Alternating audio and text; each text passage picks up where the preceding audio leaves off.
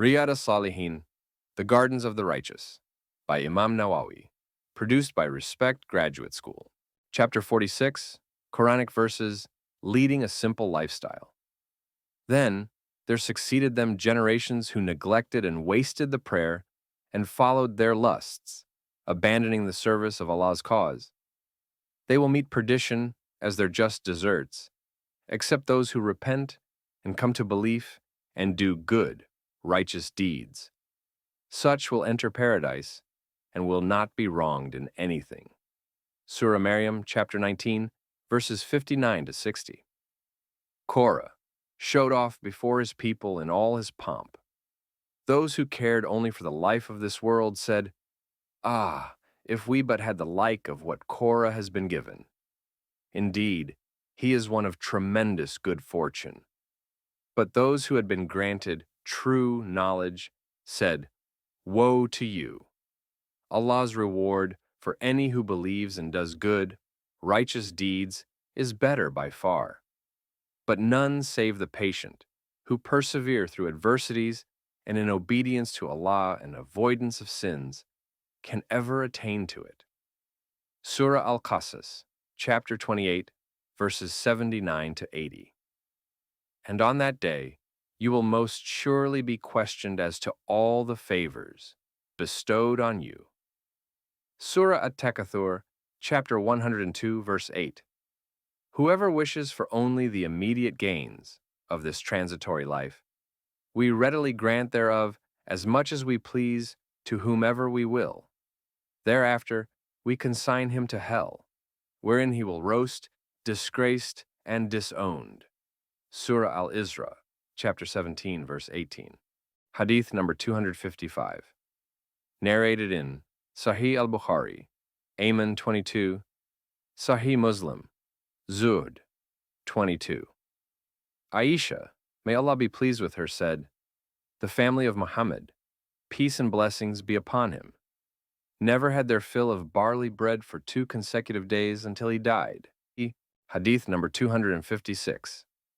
Narrated in Sahih al-Bukhari, Riqaq 17, Sahih Muslim, Zuhd 28. Urwa, may Allah be pleased with him, reported that Aisha, may Allah be pleased with her, used to say, "By Allah, nephew, we used to see 3 crescent moons in 2 months, without a fire being lit in the houses of the Messenger of Allah. Peace and blessings be upon him." I said, "Aunt, what did you live off?" She said, "The 2 black ones, dates and water." However, the Messenger of Allah had some neighbors among the Ansar, and they have milk camels, and they would send us some of their milk, and we would drink it. Hadith number 257. Narrated in Sahih al-Bukhari, Atima 23. Abu Sa'id al-Maqburi, may Allah be pleased with him, said that Abu Huraira, may Allah be pleased with him, passed by some pupil who had a roast sheep in front of them, and they invited him to eat. But he refused to eat, saying, "The Messenger of Allah, peace and blessings be upon him, left this world without having his fill of barley bread." Hadith number 258. Narrated in Sahih Muslim, Zuhd 34. An-Nu'man ibn Bashir, may Allah be pleased with him, said, "I saw your Prophet, peace and blessings be upon him, and he did not have enough poor quality dates to fill his belly." Hadith number 259. Narrated in Sahih Muslim, Zuhd 14. Khalid ibn Umayr al-Adawi, may Allah be pleased with him, said, Utbah ibn Ghazwan addressed us when he was governor of Basra. He praised and glorified Allah and then said, "This world has announced that it is vanishing, retreating swiftly, and only a trace of it will be left, like the small amount left in a vessel after its owner has drunk it. You are moving from it to an abode which will not vanish. So move to it with the best you have. It has been mentioned to us that a stone thrown from the brink of hellfire will fall in it for 40 years, without reaching its bottom. By Allah, it will be filled. Does that surprise you?" It has been mentioned to us that between the two halves of the paradise is the distance of 40 years, but a day will come when it will be blocked by the crowd of people there. I remember myself as one of 7 who were with the Messenger of Allah, peace and blessings be upon him, and the only food we had was some leaves of a tree which cut the corners of our mouths. I got a cloak and divided it between myself and Sa'd ibn Malik. I used half of it as a wrapper, and Sa'd used half as a wrapper. Today, there is not one of us who is not an Amir over some city. I seek refuge with Allah from being great with myself and small with Allah. Hadith number 260. Narrated in Sahih al-Bukhari, Riqaq, 17, Sahih Muslim, Zud, 12. Sa'd ibn Abi Waqqas, may Allah be pleased with him, said, I was the first of the Arabs to shoot an arrow in the path of Allah.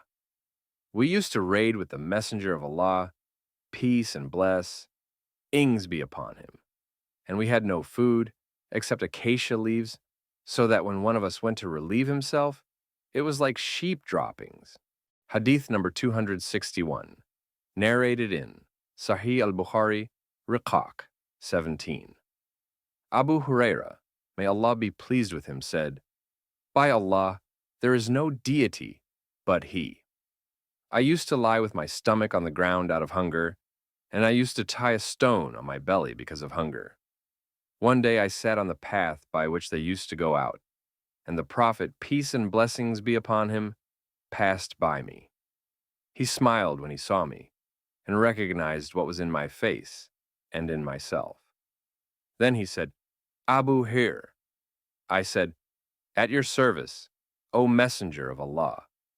He said, Come along, and I went and followed him.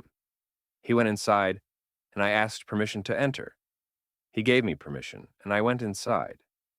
He found some milk in a cup and asked, Where is this milk from? They said, So-and-so gave it to you. He said, Abu Hir. I said, At your service, O Messenger of Allah.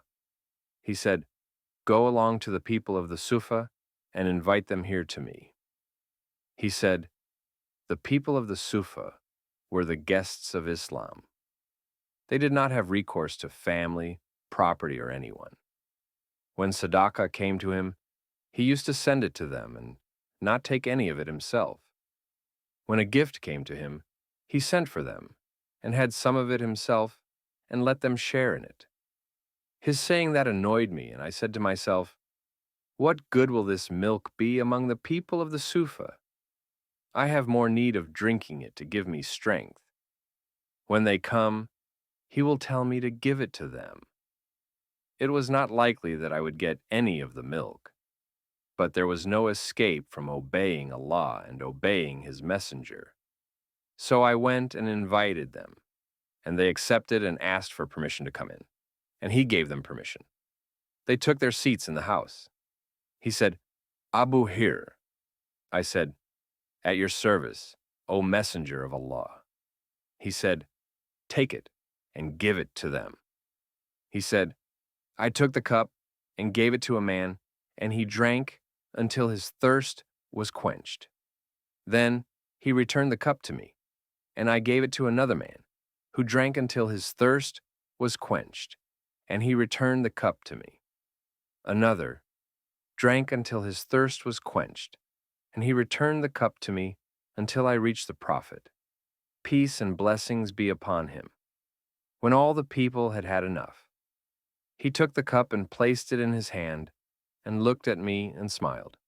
He said, Abu Hir. I said, At your service, O Messenger of Allah. He said, I and you remain. I said, You have spoken the truth, O Messenger of Allah. He said, Sit and drink. I sat and drank. He said, Oh, drink. So I drank. He kept saying, Drink, until I said, By the one who sent you with the truth, I cannot find any more room for it. He said, Why, give it to me.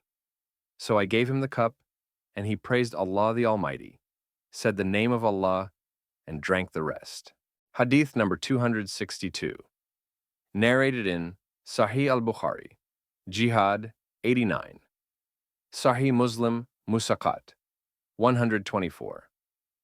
Aisha, may Allah be pleased with her, said, when the Messenger of Allah, peace and blessings be upon him, died, his armor was in pawn to a Jew for 30 seahs of barley. Hadith number 263. Narrated in Sahih al-Bukhari, Salah 58. Abu Huraira, may Allah be pleased with him, said, I saw 70 of the people of the Sufa, and none of them was wearing a cloak, but only either a waist wrapper or a shirt, which they tied round their necks so that it only reached halfway down their thighs or to their ankles. They would gather it together with their hands, not wanting their nakedness to be seen. Hadith number 264. Narrated in Sahih al-Bukhari, Shahada 9, Riqaq 7. Sahih Muslim, Fadailu Sahaba 214. Imran ibn al-Hussein, may Allah be pleased with him, reported that the Prophet, peace and blessings be upon him, said, the best of you are my generation, and then those who follow them, and then those who follow them. Imran said, I do not know whether the Prophet, peace and blessings be upon him, said it twice or 3 times. Then after them will come a people who testifi when they are not asked to testify, and who betray and are not trustworthy, who make a vow and do not fulfill it. Fleshiness will appear among them. Hadith number 265. Narrated in Sunan at-Tirmidhi, Zakah 32. Abu Umama, may Allah be pleased with him, reported that the Messenger of Allah, peace and blessings be upon him, said, O son of Adam, it is better for you to spend what is in excess of your needs, and worse for you to keep it. You will not be blamed for keeping enough to cover your needs. Begin with your immediate dependence. Hadith number 266. Narrated in Sahih Muslim Zakah 125.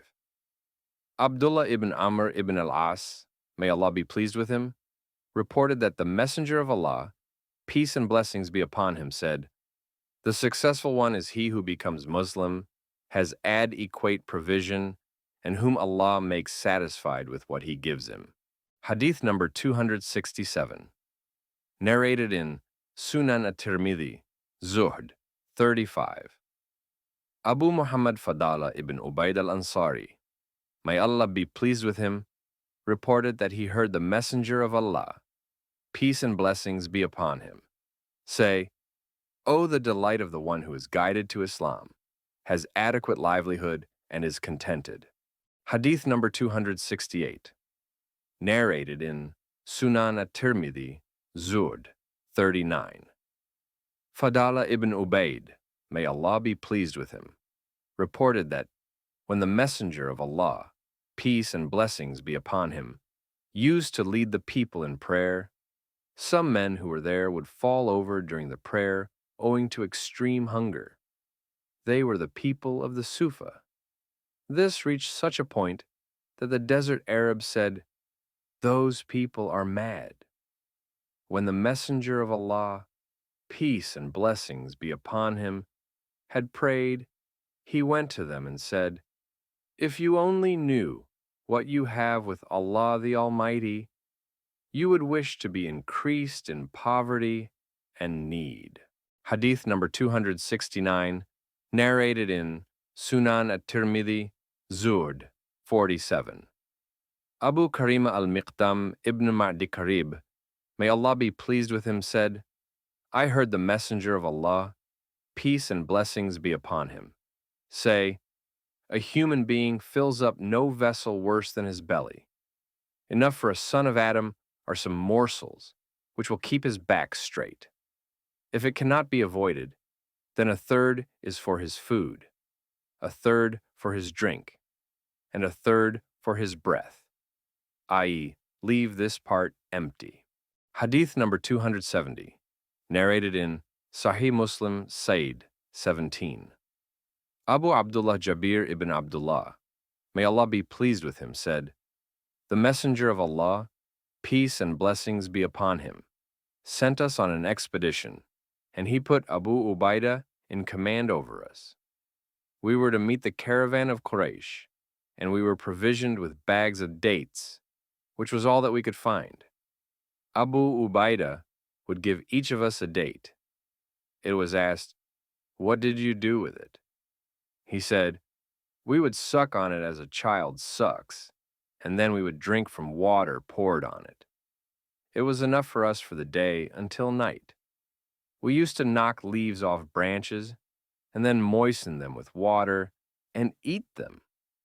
Then, he said, we proceeded along the coast, and something on the sea coast, looking like an immense heap, became visible to us. We reached it, and it was the creature called the sperm whale. Abu Ubaidah said, 'Carrion.' Then he said, 'No, rather we are the messengers of the Messenger of Allah. Peace and blessings be upon him. And we are traveling in the path of Allah, and have been forced by need, so eat.'